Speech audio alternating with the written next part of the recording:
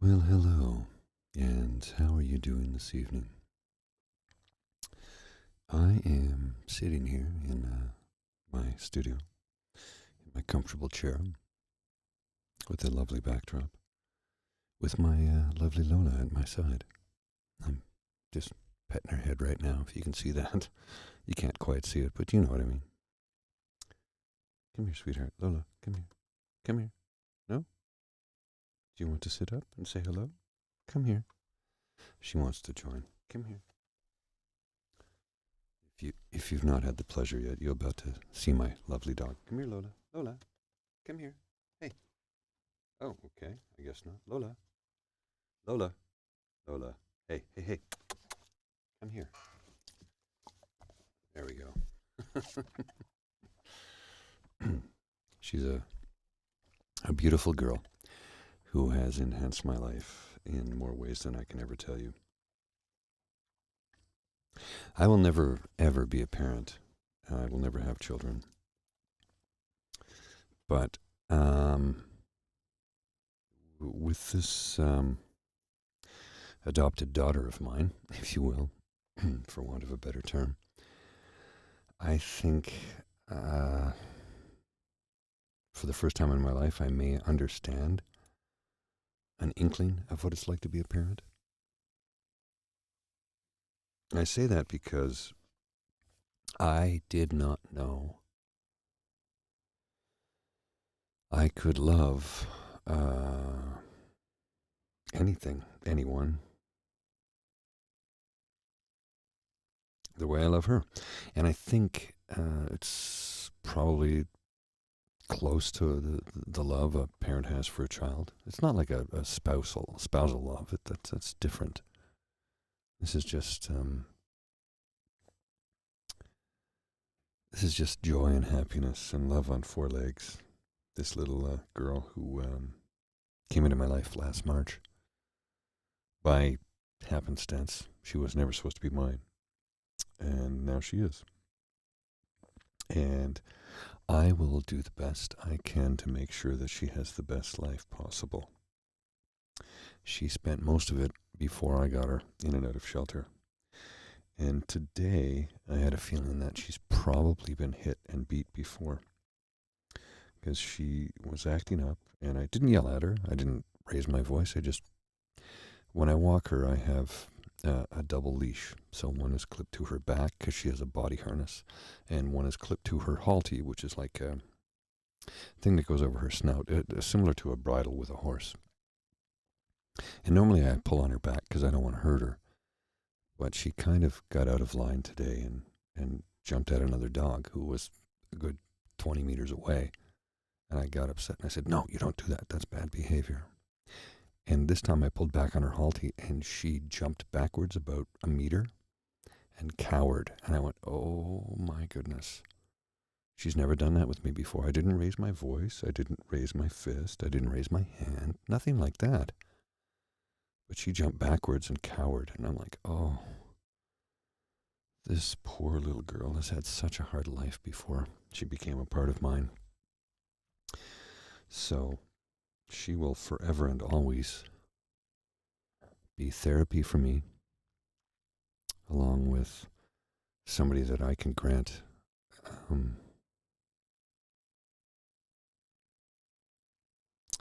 sanctuary for. I had a struggle for the word. I wanted to say solitude, but I knew that wasn't right. Sanctuary. She will always have a home in my house, and I will love her until the day she leaves me. And that is the difficult thing about having a dog, is they can do so much for your mental health and well-being until they go. And then it's like, oh boy. They can give you the greatest day of your life and also the worst at the same time, because they're only here for a short time.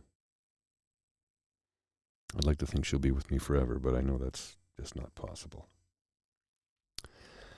So, yeah, she helps with Autumn, although I don't think she's an Autumn dog either, because her behavior in the last couple of days, when the temperature dropped a bit. One second here.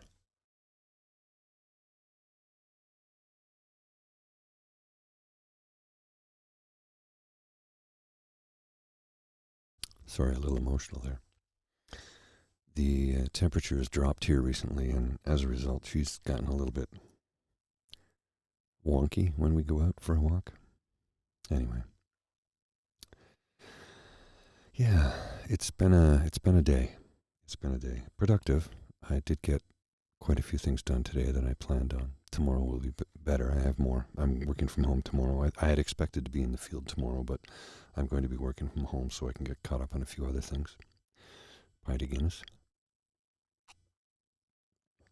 And I do hope that from with working at home tomorrow, I can achieve some of the outstanding goals I had set for the weekend. That I just, I had some tight deadlines that got in the way of life things like laundry, which is something that always needs to be taken care of. And oh boy, do I have a lot of laundry to do. One of the things about working 80-hour work weeks is sometimes you don't have time to do laundry, so you just go out and buy more clothes. But I tend not to buy disposable clothes. I have shirts that are 20 years old that I still wear from time to time. And I don't throw things out until I absolutely have to. So the disadvantage of that is laundry days can go, well, for a weekend.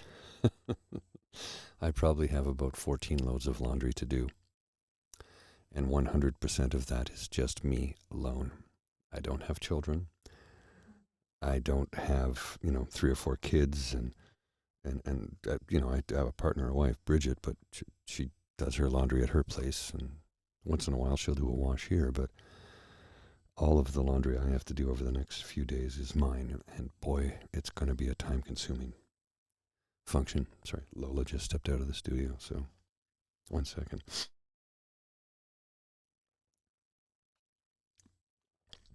So, tell me something. Is Mikhail in? Mikhail might be out in the lineup to vote somewhere. I don't see him. There's a few folks that normally I would see here on a Monday night, but they're probably in lineups to vote somewhere. One of the things, as I understand, and this is not political, this is just purely an observation, is that I believe a government, I don't know which one, state to state, I believe, passed laws where people are waiting in line to vote. You cannot bring them food or water while they're standing in line to vote, which is draconian and troublesome, to say the least. Bringing somebody food or water while they're waiting to vote is not favoring the vote they're going to have. It's just like, here's some rice, here's some water, here's some chicken. Like, people wait for 8 hours in line. They got to eat. They got to use the toilet. They need to drink water. But I don't know. It's not my country. It's not my election. But to say that we're not concerned about it here in Canada would be a lie. We're anxious about it. One of the things I saw today, oftentimes you'll hear, let me turn that light off. Actually, this is kind of annoying. I was looking for it to, oh, hi, Lola. I was looking for it, come here, over here. I was looking for it to be like an accent light, and it's not. It's just an annoyance and a nuisance more than anything else. But it was free, so, One of the things I was reading online today from a voter in Boston, he says, oftentimes in a moment like this, people on either side of the fence, no matter who you're voting for, would say something to the effect of, I am cautiously optimistic. This gentleman's comment was apropos, and it brought a smile to me. He said, I am nauseously optimistic. And that's as political as I'll get. I know that many people are worried about what may take place tomorrow. I know that many people are on edge and anxious, that they are concerned perhaps things go very, very sideways and some sort of violence breaks out. I really, truly hope that is not the case. I hope cooler heads prevail. I hope there are enough people to realize that the democratic process is safe and protected. And your voting rights are your voting rights, and you are lawfully entitled to go and exercise that right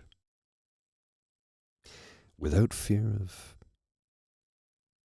cheating. And that's all I have to say about that. Hi, Elaine. How you doing? Hey, anti-corporatist. Mademoiselle Fox is in the chat. I'm just looking over here at the chat to see who's here. Oh, Jen. Hey, how you doing? Argosy. Is it Argosy or Argosy? You gotta let me know. Argosy? Argo, S-E-E? Or Argosy? I don't know. I don't know how to pronounce it. So, yes, thank you, Elaine. Douglas, I think, reached out to Jake, too, so maybe we'll have something tomorrow evening. But I don't want to talk about that. That's not the place for this. This is not the place for that. This is about when we talk about our mental health, our anxiety, perhaps our OCD or ADHD, and how our minds can oftentimes take us into weird and strange places. I woke up this morning after several bizarre, super vivid, realistic dreams, which is one of the side effects of sertraline, which has brought me to the conclusion of the reason I want to consider microdosing magic mushrooms after consulting with my doctor. I'm not doing it until my doctor gives me a sign-off.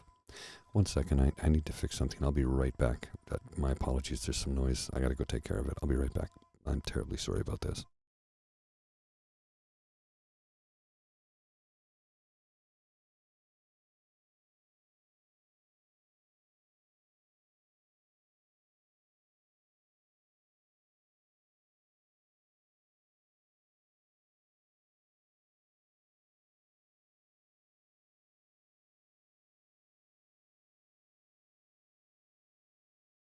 So terribly sorry about that. Tried to be as quick as possible.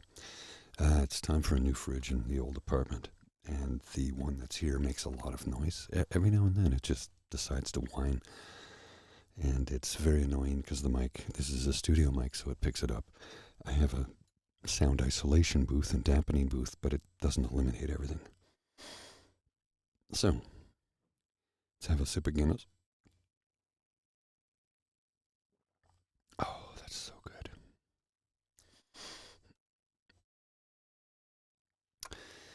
So, as I was trying to say a moment ago before I got interrupted by the sound of my refrigerator, times like this when we're feeling anxious, on edge, is when we really need to lean on one another. Some of us, myself, and I can't speak for others, but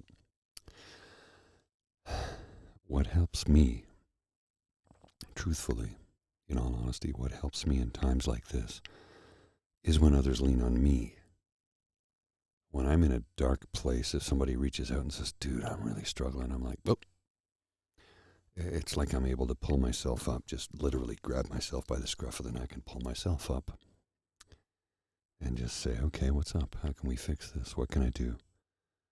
How can I help you? They're like, I just need you to sit with me. No problem. I can do that. And I'll say nothing until I'm spoken to. Because one of the things that I've noticed is when I'm in a dark place, for myself personally, friends will approach me and say, "Do you want to talk about it?" I'm like, "Nope, not now. Right now, I want to talk about anything but that. I need to escape from these thoughts. I need these thoughts out of my head because they're literally surrounding me right now, and all I hear in my own mind is my own voice screaming at me, saying terrible things. And I'm not going to share what the terrible things are. I think you know what they are, and I'm sure you've heard them too. So when that moment comes along, when somebody says, "Hey, you want to go for a coffee or a walk or sit in the park?" Or, "Yes. Do you want to go? Yes. Do you want? Yes. What's up? Bad place. Do you want to talk? Later." Okay. Every single time, my friends have looked at me and said, "I get it. No problem. Okay." And then I'll reach out to them and say, "Thank you. Thank you for helping me get through that moment. I really do appreciate it because it was a tough time."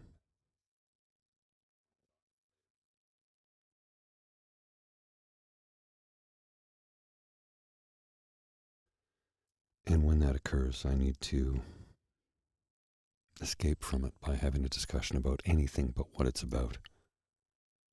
And afterwards, when the time is good, when I'm in a better space, in a better place, and I'm feeling better, I can then discuss it. And that works for me. I don't know if it'll work for you. I hope it would. Whatever gets you through the night. Although I have to be cautious when I say that. And the reason I say I have to be cautious is because whatever gets you through the night is sometimes too many of these or something else, which can lead to a habit, which can lead to bigger problems. And I certainly don't want that or wish that for anyone. If it's what you need to get you through today and the rest of the week, you're good. All right. I don't judge. I wouldn't judge anyway, no matter how. Oftentimes, people will turn to drugs or alcohol or sex or thrill, like the adrenaline junkies who need to, skydive or squirrel suit or ice kayak, dangerous things to give them that adrenaline rush they need to get over the next day or the next week or the next month or the next hump, whatever the case may be. We all try and fill our lives with things to make up for something else. What is that something else? Well, it varies from person to person. Sometimes it could be something like a trauma. Could be something painful. It could be something that in your past has harmed you, has caused you pain, has caused you harm. Sorry, I'm just trying to fix something on my console here. I'm having an issue. Oh, there it is. Is that it? Oh, there's an issue with my... Terribly sorry here. Oh, I think there it is. Yeah, that's it. And there we go. Yeah, there we go. That's better. Terribly sorry about that. Had some things that needed to be repaired from something the other day. So we all look for a reason to get away from our pain. Everybody has their own reason. How you get away from it is your way. But I hope that your way is not harmful to you in the long run. I hope that what you do to get away from your pain is not detrimental to your physical health and well-being. And remember, medication, alcohol, narcotics, adrenaline rush, seeking moments, none of those will fix the problem.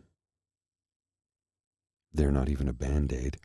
They are a salve that goes on the wound, and it helps it feel a little bit better for a little while. But it doesn't repair the damage, it doesn't repair the wound, and it doesn't fix anything. It gets you through to the next day, sure. But eventually, if you are not paying attention, that wound could become gangrenous. And we all know what happens with that. And if you don't look it up, I'm not going to get into the details. Had to clear my throat. Let me get a sip of the old Irish medicine, Guinness. You know this is technically a light beer. It's only 120 calories and it's 4.5% alcohol and it's high in iron. Doctors prescribed it to pregnant women. I'm not joking, for decades. And occasionally they will say a pint of Guinness a day, 1 pint, isn't harmful. And actually, because it's high in iron, it will help you. But I'm not a doctor. So what do I know? Don't listen to me when it comes to medical advice. Talk to your doctor. Talk to an expert. Talk to a professional. Talk to somebody who went to med school, because I didn't. I'm not a psychologist. I'm not a psychiatrist. I'm not a therapist. I'm not a psychotherapist. I'm just a guy with some experience in this world. A few years older than some. And has been able to stay alive and stay healthy and keep his head above water for 44, going on 45 years of depression. Now, I was undiagnosed for a great many years, not knowing what was wrong with me. And then I, hid the anxiety for a little while longer until I was ready to talk about that. The ADHD was a new discovery, but it really brought into focus how my life was for so long. Why I could focus on a single subject for like 12 hours. And it was like, did you eat? No. Did you drink? No. Coffee. I had coffee. Water. I'll have water. Have you been to the toilet? No, but not soon. And you're doing the pee dance, but you're so focused on the subject at hand that you can't walk away from it. And when you do, the weird thing is it tends to throw you off balance, and then next thing you know, you find something else. And it will occupy so much of your thought process. It's like, I have to finish it. Like, dude, it's been 18 hours. Tomorrow's another day. Go home, get some rest. Okay, I'll do that. I'll go get some rest. And that's ADHD in many respects. And then there's other aspects where it's like you'll start a project. You get working on it, you're focused on it, and then it's like, oh, I gotta go take care of this. And then you go do something else. Then you decide you make a sandwich for yourself, and then you make the best, biggest sandwich and clean all the dishes. And then go back to project one and go, oh crap, I forgot about that. Get started on that. And then an alarm goes off that reminds you that project number 2 needs to be attended to. And then there's moments where you can be sitting in a crowded place having a conversation with somebody, and your phone will go off 9 times, and you'll look at it 9 times, and they're like, why are you ignoring me? I'm not ignoring you. I heard everything you said. I'm just checking this. But no, you don't understand. I'm capable of doing more than one thing at a time. My brain is capable of that. Over in the corner there, I'm looking at the score of the game. That's the football game over there. That's the hockey game over there. I just checked the 3 messages I got, and we're talking about this subject. It can be troublesome for those who do not understand it and do not have it. And I think I can understand how troublesome that must be to some people. And I've been in places where my phone will be in my pocket vibrating. I'm like, oh, I gotta check the message. But you don't do it because its protocol doesn't allow for it, because it's a formal thing, or some professional meeting or whatever the case may be. Meanwhile, you're trying not to show how anxious you are about the 9 messages that you know have been showing up on your phone during the time being. And you're eventually going to go, excuse me, can I just take a break quickly? I need to go to the oh, yeah. You don't need the toilet. You just go to it. Just sit there to check all your messages. So they can put your mind at ease, because your mind is racing over, what if this is important? What if... And here's the weird part. It's not always like that. That's the weird part of ADHD. Some days you can just go, yeah, I'm going to just ignore everything. And I'm focusing in on what this person is saying. Yeah, I know, my phone has rang 16 times in the last 30 minutes, but I can get to it when I get to it. I'm focused in on what this person is saying right now. And that's ADHD in a nutshell. I've heard some people describe it to me as a superpower, and I'm like, no, it's not. It's not a superpower. It's a curse. Sure, it's given me advantages in certain respects, but it's also taken away from me when I'm presented with a task that I absolutely have no interest in whatsoever. I will leave it until the last 30 minutes of the deadline. It's going to take you 6 hours to do it. No, I can do it in 30 minutes. Don't worry. I know what this is. And I do. But the weird part is there's anxiety building up. It's like, oh, I got to get that. Oh, shit, I got 30 minutes. I got to get it done. Got to get it done in 30 minutes. Oh, crap. What am I going to do if I don't get this done? I'll get it done. Don't worry. I told them I could get it done. They know I'm going to get it done. And I get it done. But it's not an easy way to live some days. Some days it can be very difficult. Some days it can be incredibly difficult.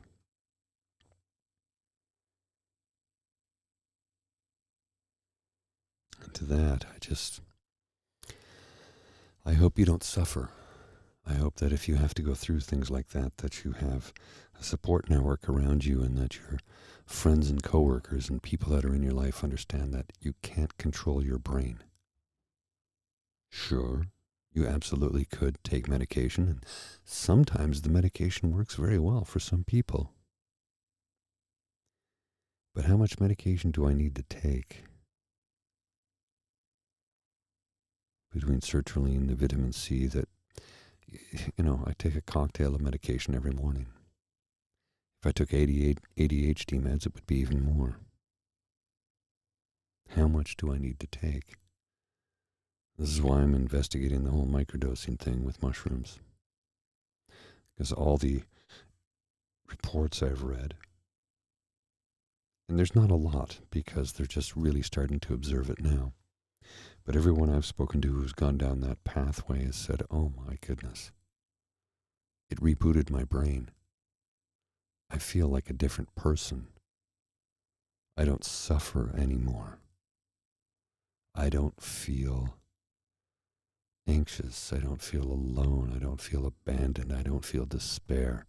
I was able to confront my childhood trauma head on in my mind and forgive myself.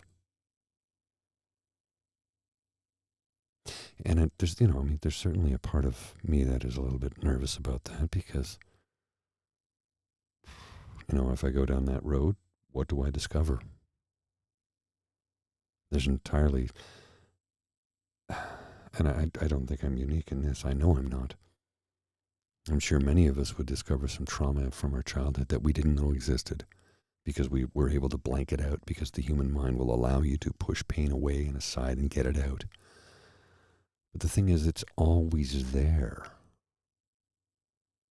Trauma is permanent, just like grief. It never, ever goes away. It sticks with you forever. Now, time, therapy, talking things out, it can improve it. Dr. Gabor Mate has been, I think, the leading psychotherapist when it comes to trauma and how to deal with it. An individual who I would both love to meet and have on the show sometime to discuss trauma and how to get over it. And the thing is, you don't actually really ever fully get over it, right? You don't. You just get around it. And eventually you smooth out it's a mountain that you have to climb over, and eventually you just wear the mountain down until you've almost got it perfectly flat. And then it's just a little speed bump in the road. How do you do that? I don't have the answer for you. We all are on our own journey when it comes to that. And I hope that wherever you are in this world and whenever you happen to be listening to this, is that you can find a way to get through and past and over your trauma and live the best life you can. And only you know what your best life is. To some people, it absolutely has to be the richest person on earth. I think a lot of us, the vast majority of us, it is simply, well, I already have enough. I don't need more of anything. Other than maybe friends. I could have more friends and more love in my life. And more joy. But I'm not always going to be pursuing things or money or positions of power because I have more than enough of that. I don't think we can ever have enough love. And I don't mean that in a negative way. I mean the love of a partner, a friend, a colleague, a doggo, family, nieces, nephews, grandparents, aunts, uncles, etc., etc. I don't think you can ever have enough of that. I think that is the one thing in your life that you will always be wanting more of. And that is, okay, Lola's just lying on my green screen. Okay, sweetheart. She's making funny noises now. Well, folks, thank you. Thank you for coming out tonight. I really do appreciate you. And if you know anybody else who needs to come and listen and share in the chat, or just observe the chat and listen to what I have to say, if you know of anybody who could benefit from this, please share if you could. Yes, the subscriber base is growing, and I'm grateful for that, but my plan with all of this is to help as many people as possible. That's always been my goal. I just want to help as many people as possible. So thank you. Thank you for coming by. I appreciate you. And I will be back soon. You take good care.